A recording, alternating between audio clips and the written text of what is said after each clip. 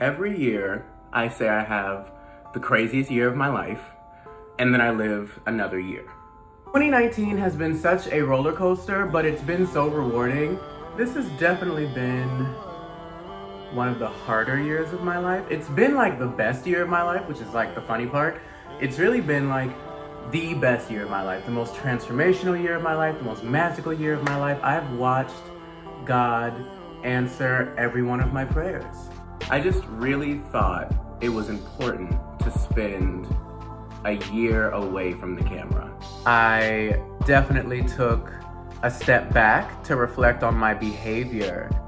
I guess it's because I kind of knew what was gonna be happening in my life. I didn't know to the extent to which things were gonna happen, but I definitely knew change was coming. The phrase, the best of times and the worst of times, that is like really real shit, because I've gone through so many changes, and for so long I thought I was like a stagnant person, but I'm really not. Like the things the things my eyes have been opened to in this year, I would not change that for anything. I feel so free, really just tapping into my emotions and like embracing my emotional side, because I feel as though I spent a lot of time repressing my emotional side when you are so logic versus emotion, where you miss out on the nuance in between.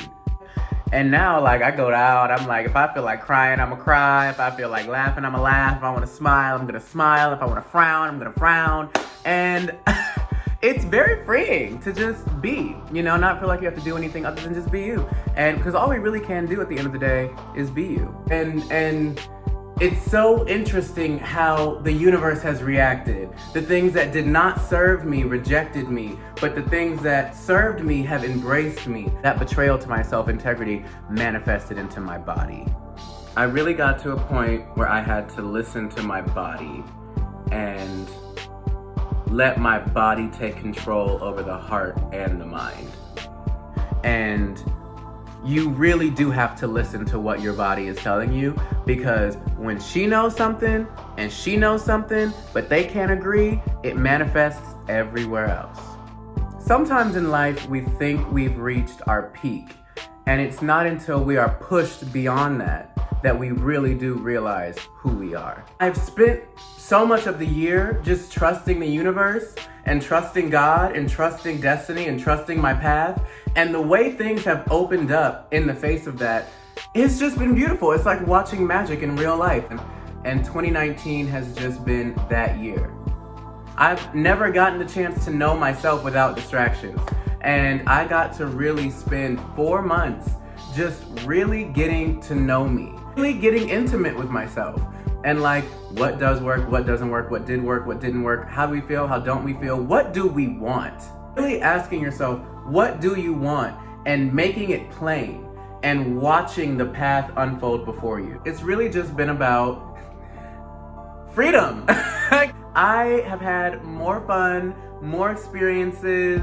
2019, I did things that I've never even thought of doing before. I've spent way more time with my friends, way more time with myself, way more time with my thoughts, way more time journaling, way more time living, way more time drinking. Going to therapy and really having a trusted therapist that I tell the truth to, meeting new people, trying new things, going new places, traveling alone, traveling with my peers, exploring new places.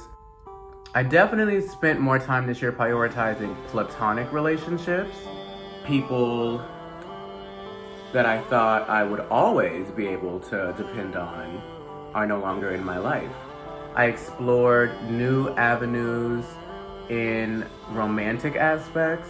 Situations I thought would last forever ended abruptly. I tried new things sexually. I've grown closer to people that I've loved forever, and I get to experience that love with them differently now. Way more time being still. I've lived by myself, I've lived with other people, I've learned what it is to be a part of a community. I think that being compassionate and considerate are great things. I think the idea that we don't need anybody and that we can do it all of ourselves, I think that is a fool's errand, as my father would say. I think if you honestly feel like you can live in your life and flourish without a community, good luck, Charlie. I'm able to express myself in ways that I never thought would be possible. I just really spent this year expanding my horizons. The greatest lesson that I learned was be patient and to be unreasonable. Sometimes you can dwell in the ordinary, because when we are around ordinary people and we're around ordinary mindsets, we start to sink into the norm. We become what is around us. We dwell in the ordinary. But when you and sometimes you will get comfortable in the ordinary, because ordinary is very safe and familiar. And luckily, I had such a connection to the universe and my intentions, and being very deliberate in my intentions, I was able to receive the best cosmic push ever this year. It's not just because I am that bitch, even though I am that bitch. That's what I'm out to accomplish. Nothing that is not serving me is in my life.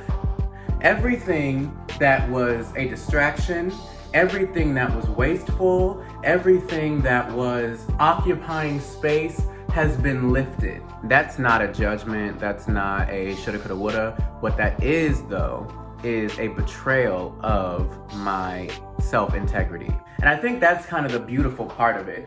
I haven't lost anything.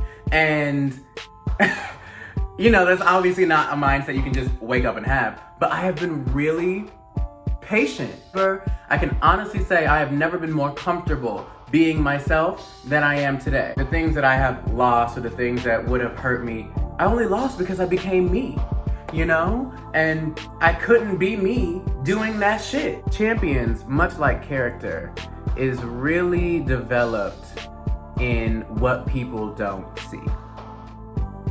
This is really why I need a producer, because my hair is so wild now. I need someone to be like, move to the left, bitch. My pit of this year was definitely allowing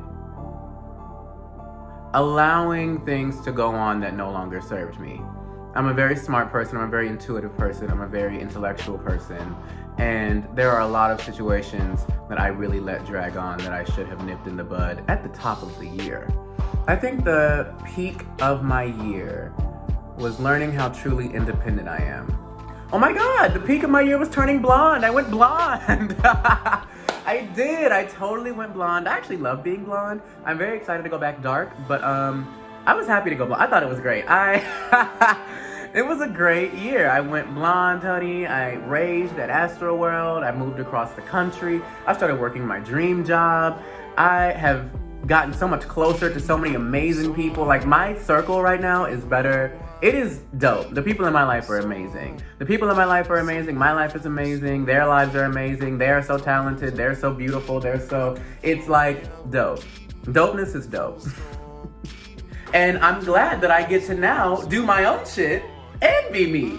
And the good news about that is whatever comes to me now will be shit that is for me. I won't have to do anything other than be me. I won't have to be anyone other than me. I won't have to compromise my integrity. I won't have to shrink myself to make others feel like they belong. And that is the most beautiful shit ever. So 2019, even though it was some bullshit, it was really the most beautiful blessing I really could have asked for. I'm excited to come back in 2020 with a lot more to say, because I have a lot to say. But more than having a lot to say, I have a lot to do. We have so many things to look forward to. The future is so bright. The possibilities are so endless. And the best part about non-attachment is that beauty and bright and possibilities mean anything. All that really matters to me in 2020 is embracing all of it. I am falling in love with not knowing. I feel like I've been a control freak my entire life. I am so in love with the unknown. Overall, I'm just really excited to be back. I'm really excited to share my new life with you guys. And let's get it. Hello, everybody. Hello, everybody. Hello, everybody. It's Julian James, and welcome back to the Julian James Show.